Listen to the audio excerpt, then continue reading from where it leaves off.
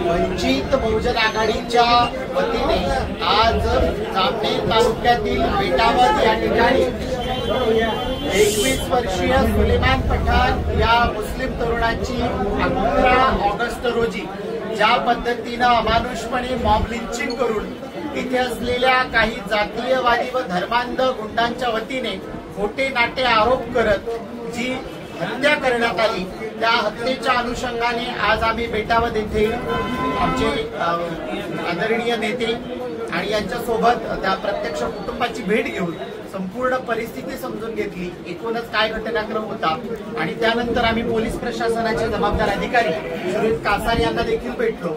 Police या तपासाकामी काय करत आहे आणि नेमकं सुलेमानच्या या मॉब लिंचिंगच्या मागे असलेले जे काही षडयंत्रकारी राजकारण आहे किंवा ज्या पद्धतीनं सुलेमानची हत्या झालेली आहे तर तो एक ठरवून केलेला नियोजनबद्ध असा खून होता, असं वंचित बहुजन आघाडीचा उघड आरोप आहे। या सगळ्या क्रमामध्ये आपण पाहिलं तर या ठिकाणी सुलेमानच्या आईच्या वतीने केलेली जी पोलीस फिर्याद आहे त्या फिर्यादीत असलेली नावं आणि त्यासोबतच इतर जे काही, कारण जे सीसीटीव्ही फुटेज आहे त्यामध्ये तब्बल, कारण जी इको नावाची गाडी असेल, 3 बुलेट असेल, एक ऍक्टिव्हा असेल, अशा पद्धतीनं गाड्यांचा ताफा आणि त्या गाड्यांच्या एकूणच ताफ्यावरचं माणसं पाहता ही पूर्ण 17 ते 18 जण होती। पण पोलिसांनी गेल्या 10 दिवसामध्ये फक्त 8 जणांना अटक केलेली आहे।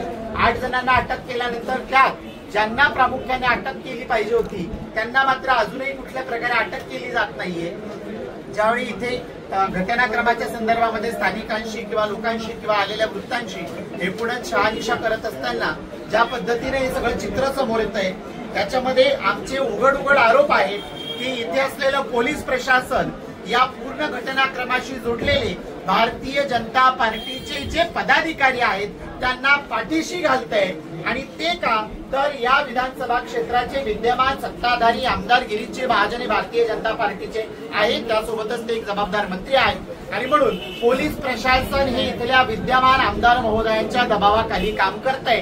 खऱ्या आरोपींना पाठीशी घालून नको त्यांना अटक करणं आणि या केसला कलाटणी देण्याचं काम या ठिकाणी पोलीस प्रशासन करतंय। पोलीस ज्या दिवशी घटना घडल्याच्या कालावधीमध्ये अवघ्या 100 मीटर अंतरावर असलेल्या कॅफेमध्ये एका तरुणाला टोळकं बाहेर ओढून काढतंय, त्याला मारहाण करतंय, अशा पद्धतीने होतंय आणि या कालावधीमध्ये त्या ठिकाणी असलेले पोलीस प्रशासनाचे अधिकारी श्रीयुत कासार असतील आणि संपूर्ण पोलीस प्रशासन हे काय झोपा टोकत होतं का? पोलीस प्रशासनाला 100 मीटरवर एखादी घटना घडते त्याविषयी कुणी वार्तात काही सांगितली नाही का? मग त्याच वेळी पोलिसांनी याला का आळेबंद घातला नाही? आमच्याकडे आलेल्या वृत्तानुसार या पूर्ण कालावधीमध्ये ज्यावेळी ही घटना घडत होती तर या SIT कमिटीमध्ये जे अधिकारी आहेत, जे इथे जामनेर पोलीस स्टेशनला PS आहेत श्रीयुत कासार, यांचा मोबाईल त्या काळात बंद होता, अशा पद्धतीची माहिती आमच्याकडे आलेली आहे। तर या काळात त्यांचा मोबाईल बंद होता म्हणजे आम्ही काय समजायचं? त्यासोबतच याच पोलीस डिपार्टमेंटला असलेले गोपनीयचे जे पोलीस अधिकारी आहेत सचिन महाजन म्हणून, हे पूर्ण काळ त्या आरोपींशी फोन इन कनेक्टिव्हिटी मध्ये होते, म्हणजे याला पोलिसांचा छुपा पाठिंबा होता का सचिन महाजन हे इथे असलेल्या जातीयवादी आणि धर्मांध लोकांच्या सोबतीने काम करतायत म्हणून यांचा CDR काढला जावा, यांची देखील चौकशी व्हावी, यांची चौकशी करून नेमका घटनाक्रमाचा उलगडा होईल आणि कशा पद्धतीने सुलेमानचा बळी गेला आहे हे लक्षात येईल। सेकंडरी त्यामध्ये असलेली जी लोक आहेत तर ही सगळी लोक ही एका संभाजी भिडे नावाच्या माणसाची जी संघटना आहे, ज्याचं खरं नाव मनोहर भिडे आहे, मनोहर भिडे नावाच्या संघटनेचे कार्यकर्ते आहेत आणि ही लोक धर्मांध, मनुवादी आणि जातीय मानसिकतेने पछाडलेली आहेत। या लोकांनी अगदी ठरवून प्लॅन करून सुलेमानचा खून केलेला आहे आणि सुलेमानचा खून हा फक्त एका माणसाचा खून नाहीये, तो माणुसकीला काळी वाटतो आणि म्हणून वंचित बहुजन आघाडी या पूर्ण प्रकरणामध्ये जी SIT कमिटी घोषित केली गेली आहे त्या SIT कमिटीच्या संदर्भामध्ये देखील आम्हाला साशंकता आहे। आम्ही मागणी करतो की याची चौकशी ही CBI चौकशी, कारण CBI चौकशीतून खऱ्या अर्थाने निष्पन्न होईल आणि खऱ्या अर्थाने सुलेमान आणि त्याच्या परिवाराला न्याय मिळेल। त्यासोबतच एक दुर्दैवी घटना म्हणजे ज्यावेळी पाहिलं गेलं तर विद्यमान आमदार महोदय घटना झाल्यानंतर 5व्या दिवशी त्या ठिकाणी व्हिजिट देतात, तेही भर अंधाऱ्या रात्री ते व्हिजिट देतात. पत्रकारांनी त्यांना विचारलं तर त्यावेळी त्यांची बाईट जसं काही कुठेतरी फटाका फुटलाय असं का, एवढ्या पद्धतीचं उत्तर ते देतात.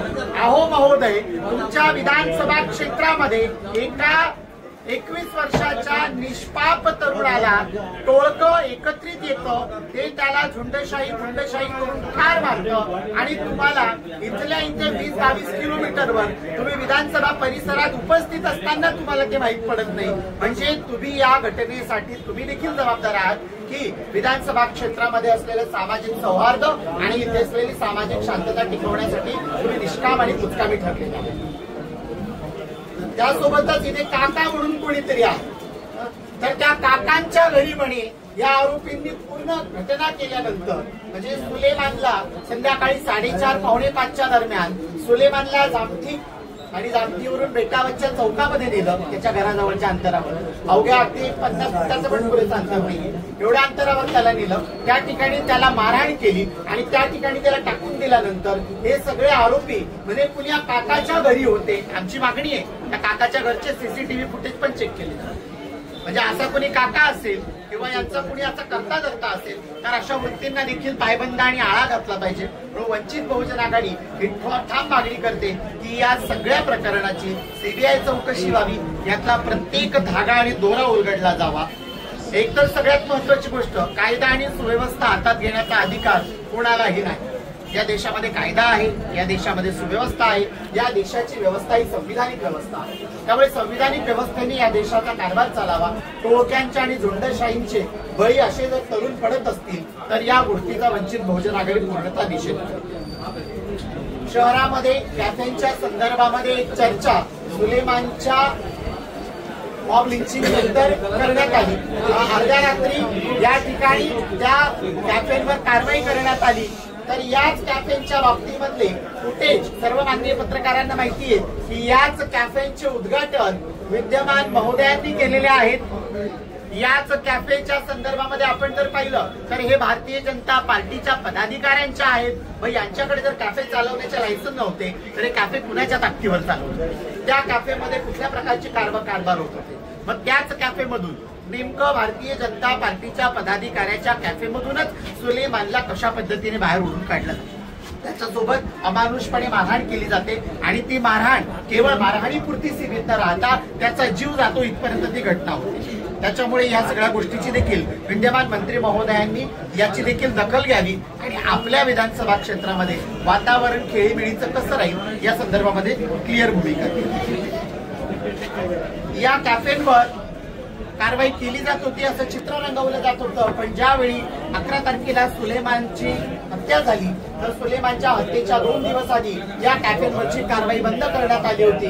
मग नेमकं पोलीस प्रशासन काय करत होतं, पोलीस प्रशासनाला या घटनाक्रमाची पूर्वकल्पना होती का, अशा पद्धतीचे अनेक प्रश्न उभे राहतात. या सगळ्या गोष्टींना आपण सगळ्यांनी अगदी जाणीवपूर्वक पाहिलं पाहिजे आणि म्हणून वंचित बहुजन आघाडी या सगळ्या गोष्टींमध्ये असलेल्या एसआयटी कमिटी विषयी आम्ही साशंक आहोत. एसआयटी कमिटी ज्या पद्धतीने गठीत करण्यात आलेली आहे त्याला गृह खात्याने परवानगी दिली आहे का, गृह खात्याकडून तिची अधिकृतता आलेली आहे का ती केवळ जिल्हा पोलीस प्रशासनाने ती स्वतःच्या पातळीवर गठीत केली आहे आणि ती गठीत करीत असताना मग त्याच्यामध्ये असलेले जे अधिकारी आहेत ते खरंच त्याच पातळीवर सुलेमानला न्याय मिळेल म्हणून काम करणार आहेत का केवळ इथे असलेला जो कारभार आहे काकांच्या, दादांच्या आणि भाऊंच्या मर्जीतला तो कारभार चालवायचा आणि त्या पद्धतीचं रिपोर्टिंग करणार आहेत का. म्हणून त्या एसआयटी कमिटीच्या ऐवजी सीबीआय चौकशी व्हावी. सेकंडरी, आम्ही सुलेमानच्या कुटुंबियांची स्पष्टपणे मागणी आहे की त्या आरोपींवर मकोका लावण्यात, कारण या आरोपींची पार्श्वभूमी तपासली असता यांनी स्वतःला एक संरक्षक आणि कुठल्या तरी विशिष्ट घटकांच्या भूमिका मांडण्यासाठी नेहमी झुंडशाहीचा वापर केलेला आहे. म्हणून ही लोक गुंड प्रवृत्तीची आहेत, ही झुंडशाही करणारी आहेत, म्हणून त्यांच्यावर मकोका लावण्यात यावा ही सुलेमानच्या कुटुंबियांची मागणी आहे आणि आम्ही ती त्यांच्या कुटुंबियाच्या वतीने वंचित बहुजन आघाडी मांडते. त्यासोबतच या पूर्ण प्रकरणाच्या अनुषंगाने तपास हा योग्य पद्धतीने जावा. पोलीस अधिकाऱ्यांशी पोलीस अधिकाऱ्यांशी चर्चा केली असता पोलीस अधिकारी म्हटले की हो, आम्ही गेल्या 10 दिवसात हा तपास केलेला आहे, आम्हाला तपासाबद्दल साशंकता आहे. आमचं मागणं आहे की पोलिसांनी त्यांनी केलेला तपास हा प्रेस रिलीज करावा. त्यांनी केलेल्या तपासामध्ये किती आरोपी अटकेत आले, त्यांच्याकडून कुठल्या पद्धतीचे जबाब झाले, घटनास्थळी झालेल्या पंचनाम्यांमध्ये कुठल्या कुठल्या गोष्टी त्यांना सापडलेल्या आहेत, त्याच घटनेची जोडलेली प्रत्येक गोष्ट जी की कायद्याच्या चौकटीत बसते आणि जी गोपनीयतेचं उल्लंघन करत नाही, अशा पद्धतीची प्रत्येक गोष्ट जी सामान्य माणसाला आश्वस्त करेल की हो, तपास योग्य पद्धतीने चाललाय, सुलेमानला आणि सुलेमानच्या कुटुंबियांना न्याय मिळतोय, त्यासाठी पोलिसांनी प्रेस रिलीज केला. 3 आरोपींचे नाम संशयित आरोपींच्या बाबतीमध्ये जर आपण पाहिलं तर पोलिसांकडे आता 8 आरोपी अटकेत आहेत. पण या संदर्भामध्ये अनेक नावं पुढे येत आहेत आणि या सीसीटीव्ही फुटेजमध्ये ज्यामध्ये आरोपी होते त्यातला प्रामुख्याने असलेले चेतन नेमाडे, जे की विद्यमान मंत्री महोदयांच्या घरी असलेल्या चालकाचे सुपुत्र आहेत. मग यामध्ये एक साशंकता निर्माण होते. त्यासोबतच सायबर कॅफे यांचा होता, ज्या ठिकाणून सुलेमानला तिथून ओढून नेलं गेलं, ते धनंजय माळी हे भारतीय जनता पार्टीच्या युवा मोर्चाचे जामनेर शहराचे उपाध्यक्ष आहेत. त्यासोबतच त्या ठिकाणी असलेले पवन बाविस्कर, ही जी मंडळी आहे ही सगळीच्या सगळी जर भारतीय जनता पार्टी आणि भारतीय जनता पार्टीशी रिलेटेड असलेल्या पक्ष संघटनांची आहे, तर त्याला इथे असलेले विद्यमान मंत्री महोदय पाठीशी घालतायत का, तपास बंद करण्याचे काम करतायत का, आणि असं कुठल्याही प्रकारचं ते करत नसतील तर त्यांनी स्वतः पत्रकारांसमोर येऊन आश्वस्त करावं की हो, या सगळ्या यंत्रणांमध्ये मी सुलेमानला न्याय मिळण्यासाठी आणि इथे असलेलं जे हिंदू मुसलमान याचं सौहार्दाचं वातावरण आहे, ते सौहार्दाचं वातावरण कायम ठेवण्यासाठी मी ठाम आहे.